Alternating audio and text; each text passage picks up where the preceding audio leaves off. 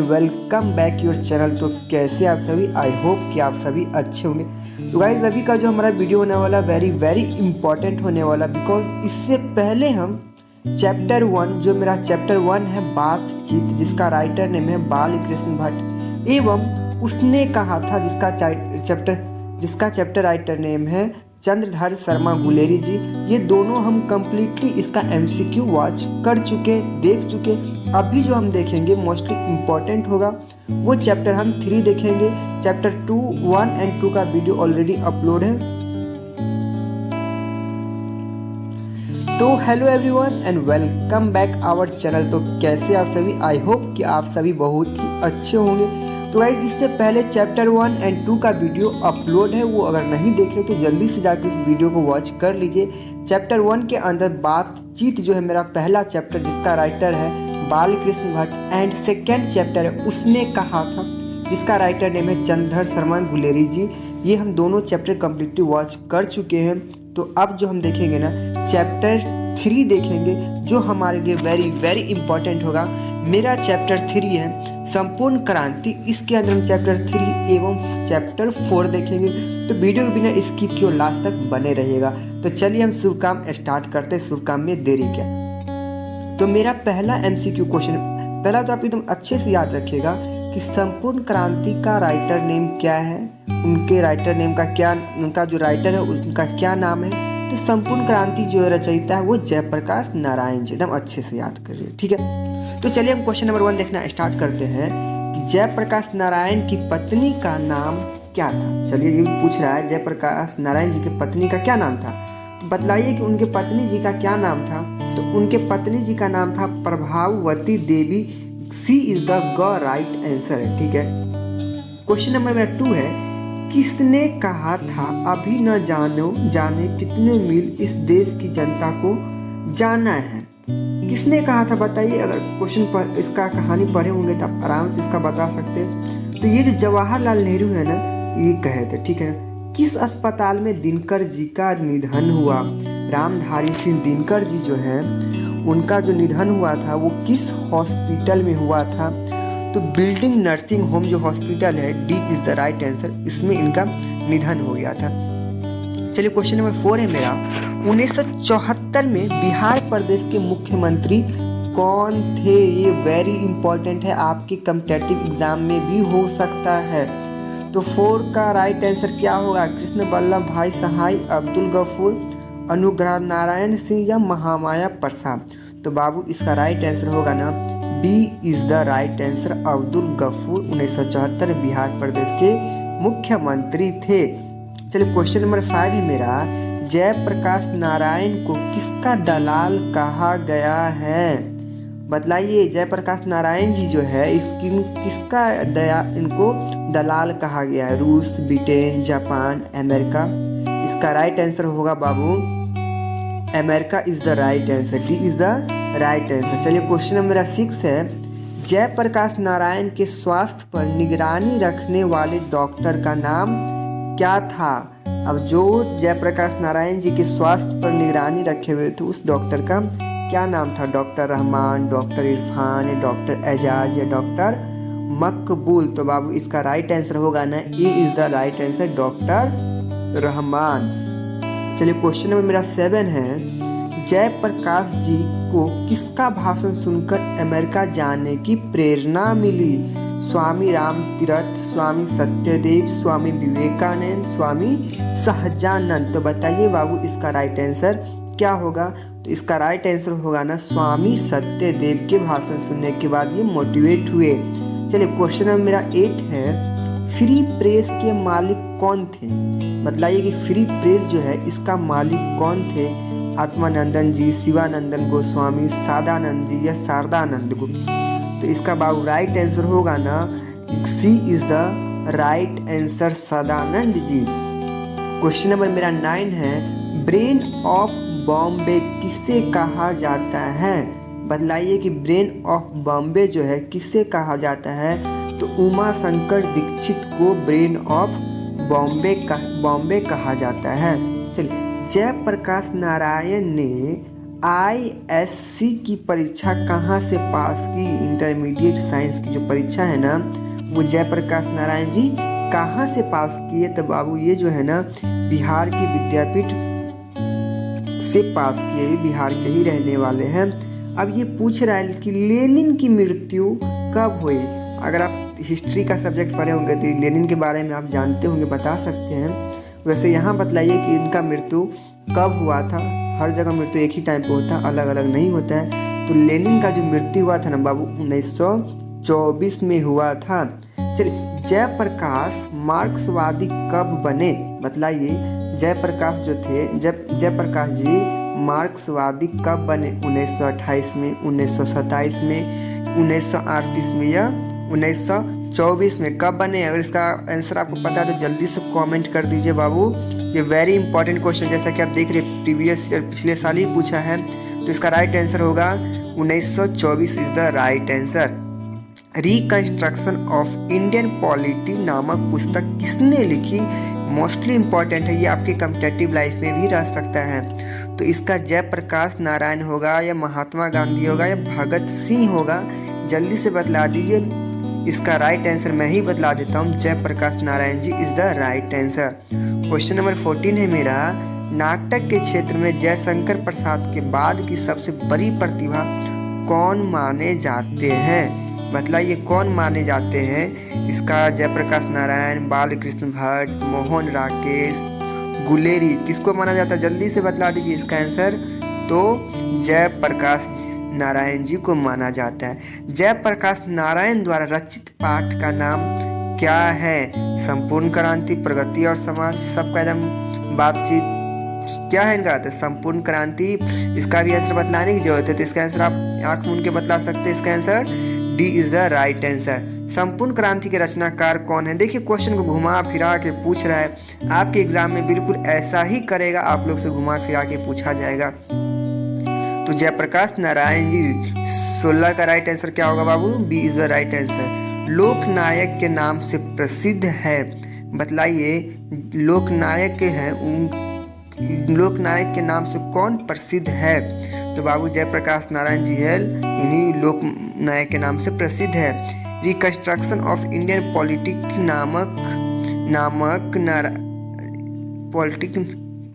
Reconstruction of Indian polity Jayaprakash Narayan की किस रचना विद्या से संबंधित है? बतलाइए। निबंध है, कविता है, उपन्यास है या नाटक है? तो बाबू इसका राइट आंसर होगा ना, यह एक कविता है। क्या होगा? क्वेश्चन नंबर 19 है मेरा, गरीब की बेरोजगारी बढ़ती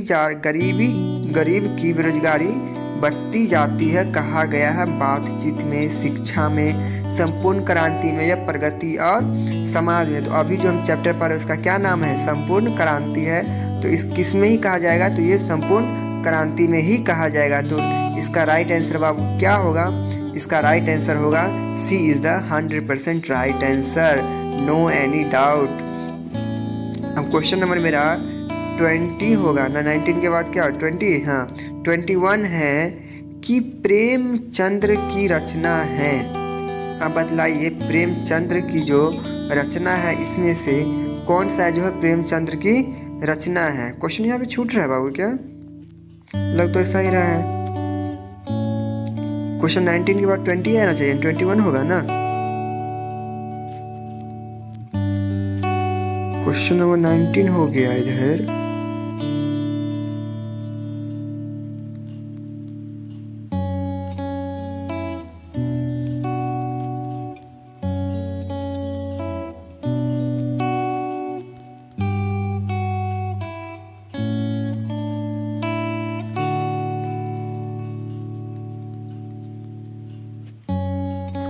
चलिए क्वेश्चन नंबर 20 यहाँ से है।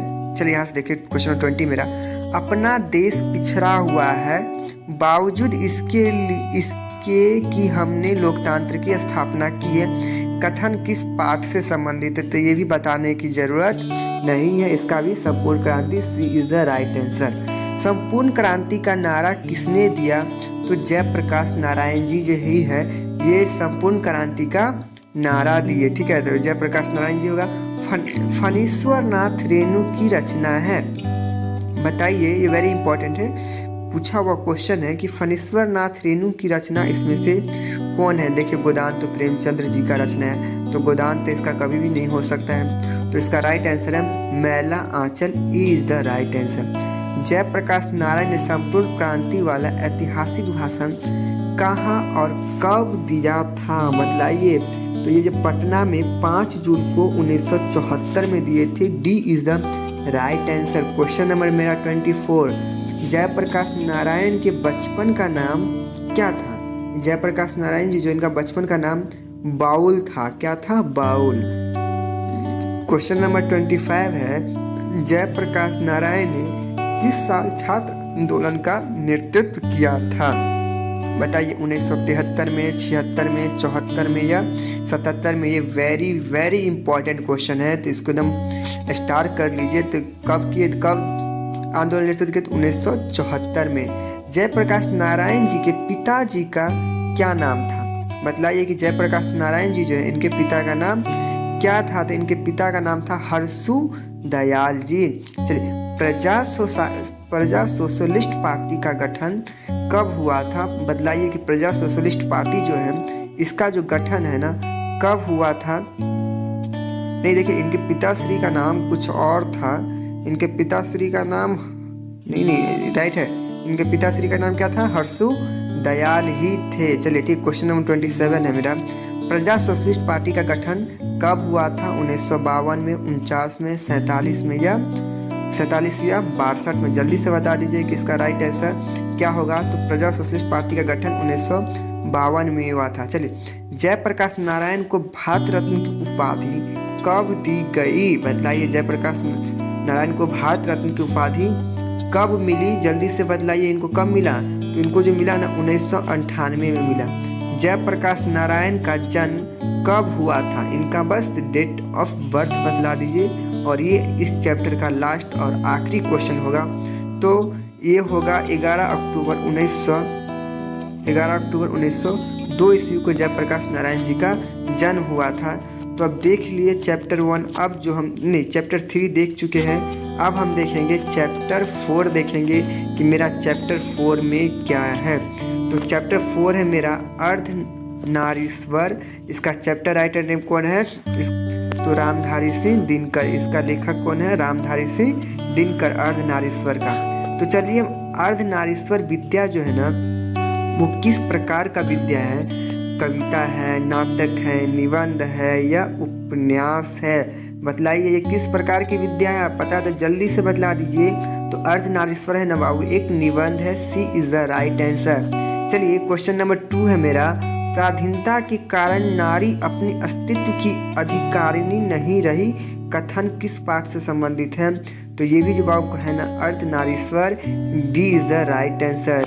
रामधारी सिंह दिनकर की कौन सी रचना है, अब पूछ रहा है। रामधारी सिंह जो दिनकर है इसमें से उनके द्वारा रचना किया हुआ कौन सा रचना है। तो रस्सी मर्थी जो है ना ये बहुत ही फेमस है, ये कई सारे कंपटीशन एग्जाम पूछते हैं। तो C is the right answer. Gandhari थी दुर्योधन की माँ, जो महाभारत देखे होंगे वो आराम से इसका आंसर कर देंगे। तो बताइए गंधारी कौन थी, गंधारी किसके रिलेशन में क्या आती थी, दुर्योधन की माँ, कृष्ण की माँ, अर्जुन की माँ। अब तो सब बतला ही देते, बलराम तो कौन है, तो वो कृष्ण की माँ, तो दूसरा थी। तो किसकी गंधारी किसकी माँ थी, दुर्योधन की माँ थी। प्रेमचंद क्या थे, एक गीतकार थे, मतलब प्रेमचंद का इतना सारा कहानी पढ़े, पोएम पढ़े, इसका आंसर नहीं बतला पाएगा।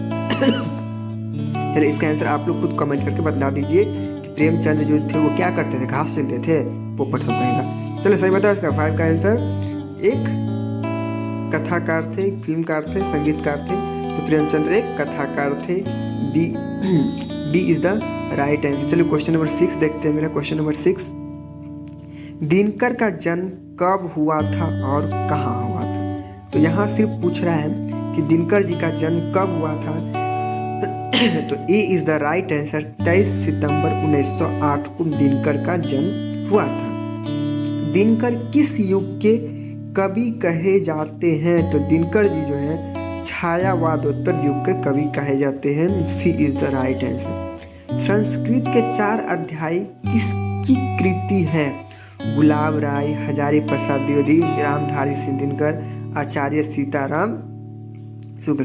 तो बाबू D is the right answer, Hazari नहीं रामधारी सिंह दिनकर जी का। कौन सी कृति रामधारी सिंह दिनकर की लिखी हुई है? बताइए कौन सी कृति है? शुद्ध कविता, पुनर्नवा, स्मृति रेखाएं या कविता के नए प्रतिमान? जल्दी बताइए। तो बाबू ये शुद्ध कविता की खोज है, ये रामधारी सिंह दिनकर जी के द्वारा लिखित है। कौन सी कृति रामधारी दिनकर जी के द्वारा लिखी हुई है? इस फिर क्वेश्चन उसी टाइप का, लेकिन इसमें जो बाबू ऑप्शन है ना वो ऑप्शन अलग टाइप का है। मतलब ये उर्वशी भी नहीं लिखे हुए, व्हाट पीपल है लिखी हुई नहीं है। क्वेश्चन ध्यान से पढ़े, पूरा पढ़े, पहले क्वेश्चन क्या कर रहा है, लिखी हुई नहीं है। वही तुम सोचो, उर्वशी भी इन्हीं के द्वारा लिखा हुआ, व्हाट पीपल भी इन्हीं के द्वारा लिखा हुआ, काव्य की भूमिका भी इन्हीं के द्वारा लिखा हुआ। तो बाबू सिर्फ एक है साकेत जो बचा है वो इनके द्वारा लिखित नहीं है, ठीक है। तो इसका राइट आंसर बाबू डी होगा। बाकी ये जो है हमने सभी इनके द्वारा, व्हाट पीपल भी इन्हीं के रचयिता है, उर्वशी भी यही है, रामधारी सिंह, काव्य की भूमिका भी।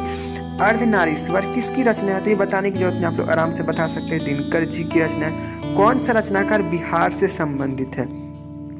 तो रामधारी सिंह दिनकर जी जो है ये कहाँ के हैं, बिहार के हैं या कहीं और के हैं? तो रामधारी सिंह दिनकर जी कहीं कौन सी रचना बिहार से संबंधित है? तो कौन सी रचना जो बिहार से संबंधित है? तो शमशेर बहादुर सिंह जो है ना बिहार से संबंधित है। किस रचनाकार की पंक्तियाँ है? नारी स्वपन है, नारी सुगंधन, नारी का, मैं क्या बोलूँ, मुझे तो नारी से बहुत नफरत है, बट आप लोग सोचिए कि मैं इज्जत करता हूँ, मैं नारी का रिस्पेक्ट करता हूँ बहुत ज़्यादा।